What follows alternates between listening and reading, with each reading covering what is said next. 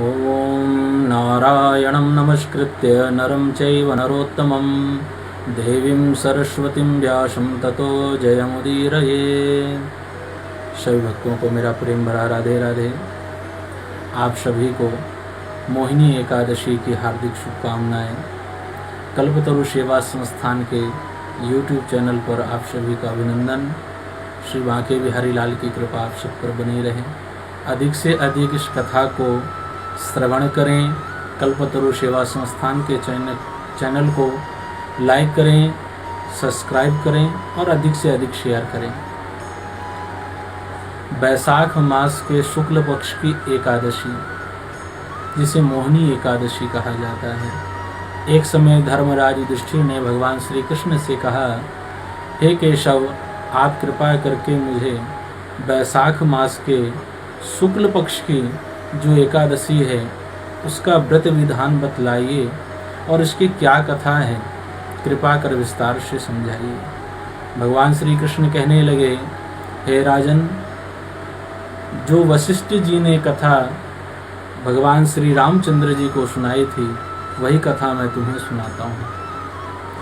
माता जानकी के वनवास के पश्चात भगवान श्री राम जी का मन काफ़ी व्यथित था, दुखी था।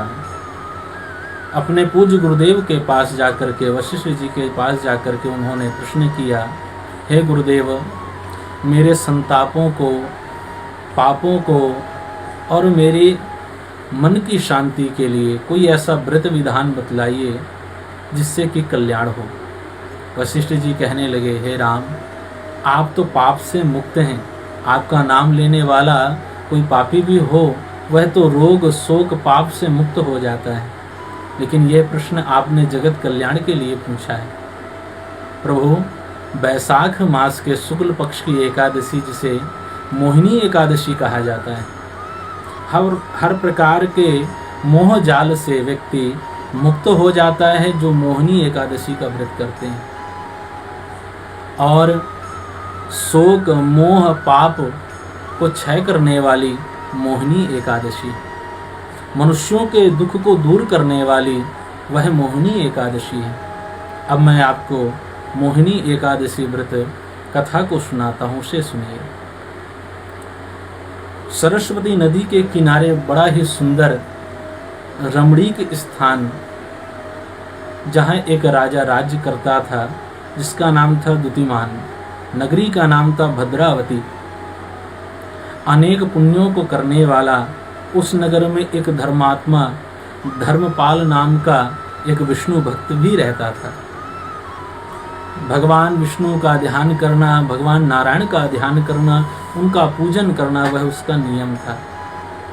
अनेकों तालाब, प्याऊ, धर्मशालाएं, मंदिर इत्यादि का उसने अपने नगर में निर्माण करवाया और सड़कों के किनारे किनारे जामुन, आम, पीपल, वड इत्यादि के वृक्ष लगवाए, जिससे सब पथिकों को सुंदर छाया प्राप्त हो।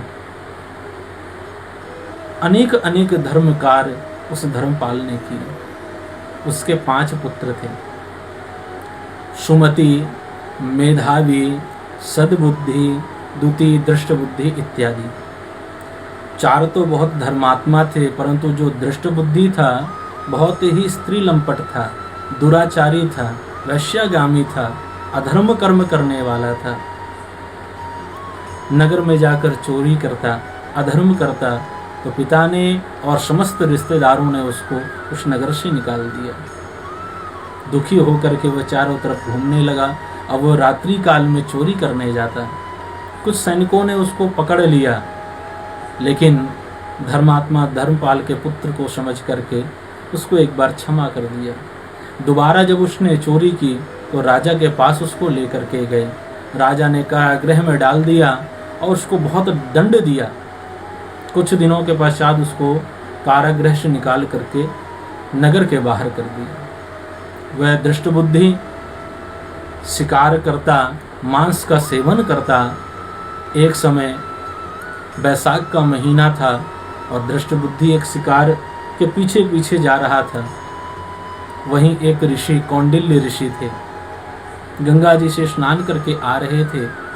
उनके वस्त्र गीले थे, वस्त्रों के छिट्टे लगने से उस दृष्ट बुद्धि की बुद्धि सद्बुद्धि हो गई और हाथ जोड़ करके कौंडिल्य ऋषि से कहने लगा, हे ऋषिवर, आप कृपा करके कोई ऐसा व्रत बताइए जिससे मेरा व्यय ना हो, धन खर्च ना हो, और जो मैंने जीवन भर पाप किए हैं इन पापों से भी मेरी मुक्ति हो जाए, क्योंकि मैं बहुत दुराचारी हूँ।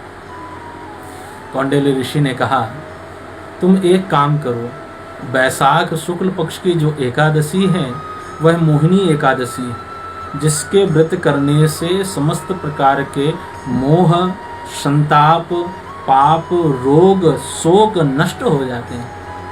सो तुम बैसाख मास के शुक्ल पक्ष की एकादशी मोहिनी एकादशी का व्रत करो।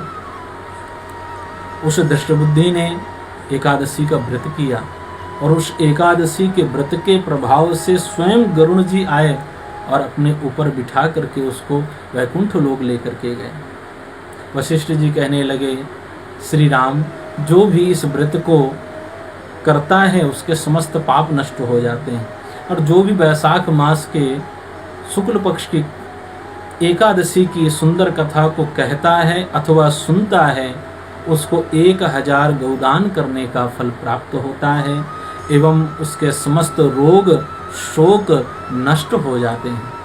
ये मोहिनी एकादशी व्रत का विधान एवं कथा है। आप सभी भक्तों को मोहिनी एकादशी की हार्दिक शुभकामनाएं। राधे राधे।